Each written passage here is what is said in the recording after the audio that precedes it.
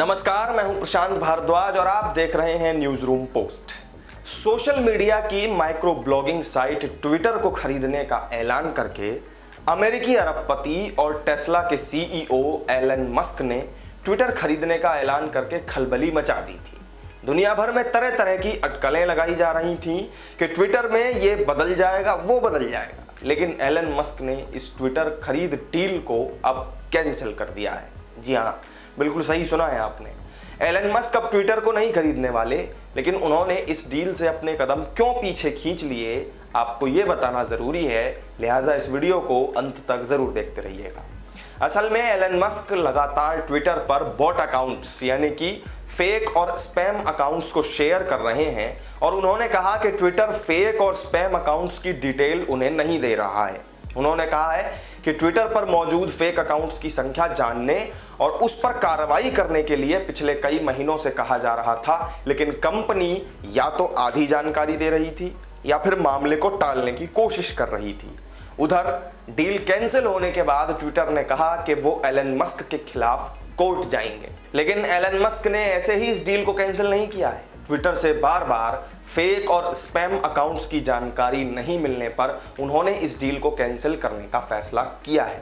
और इतना ही नहीं, एलन मस्क की तरफ से यह भी कहा गया है कि इस डील को तब कैंसिल किया गया जब फेक और स्पैम अकाउंट्स की 5 बार चिट्ठी लिखकर जानकारी मांगी गई उनकी तरफ से, लेकिन एक बार भी इसका ढंग से कोई जवाब उन्हें नहीं मिला। और जब एलन मस्क की तरफ से एक्सपर्ट ने जानकारी खुद से जाननी चाहिए तो उन एक्सपर्ट को भी ठीक से जांच नहीं करने दी गई। एलन मस्क की ओर से कहा गया कि करार के वक्त ट्विटर ने उन्हें बताया था कि उसके प्लेटफॉर्म पर 5% के आसपास फेक अकाउंट्स हैं, लेकिन एक्सपर्ट टीम का मानना है कि कंपनी ने इसे लेकर भी झूठ बोला और फेक अकाउंट्स की असली संख्या इससे कहीं ज्यादा है। फेक अकाउंट्स की जानकारी ट्विटर छिपा रहा है, इसीलिए एलन मस्क ने इस डील को कैंसिल करने का फैसला किया। इस डील को कैंसिल करने का नुकसान सबसे ज्यादा एलन मस्क को ही हुआ है। मीडिया रिपोर्ट के मुताबिक एलन मस्क को $1 अरब की ब्रेकअप फीस अब भरनी होगी। और इतना ही नहीं, मस्क केवल ब्रेकअप फीस देकर ही नहीं बच सकते, बल्कि इस डील को इस तरह से बनाया गया है कि उन्हें हर हाल में इसे पूरा करना ही होगा। ऐसा नहीं अगर वो करते हैं तो उन्हें काफ़ी परेशानियों का सामना करना पड़ सकता है। लेकिन अब एलन मस्क की इस डील में दिलचस्पी भी कम हो चुकी है। $44 अरब वाली इस डील में वो अब मोल भाव भी करने लगे हैं। एलन मस्क का कहना है कि ट्विटर पर 20% से ज़्यादा फेक अकाउंट्स और स्पैम अकाउंट्स हैं, तो वहीं ट्विटर इन्हें 5% बता रहा है। उसके ऊपर एलन मस्क डील को लेकर मोल भाव भी कर रहे हैं, जो डील का प्राइस है उससे कम पैसे देने के लिए कह रहे हैं।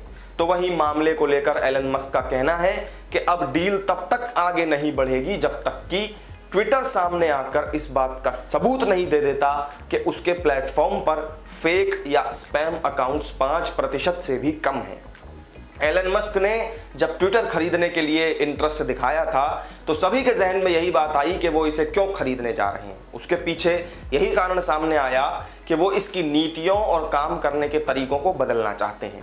खुद को फ्री स्पीच एक्टिविस्ट कहने वाले मस्क ट्विटर को अपने तरीके से चलाना चाहते थे।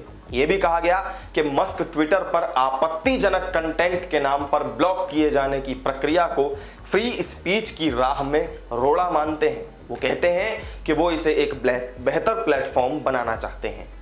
तो इस वीडियो में मेरे साथ फिलहाल इतना ही। आपको वीडियो कैसा लगा हमें कमेंट करके जरूर बताएं। पसंद आया हो तो लाइक और शेयर कर दें, साथ ही चैनल को सब्सक्राइब जरूर कर लें। फिर मिलेंगे आपसे एक नई वीडियो में किसी नई जानकारी के साथ। तब तक के लिए दीजिए इजाजत। नमस्कार।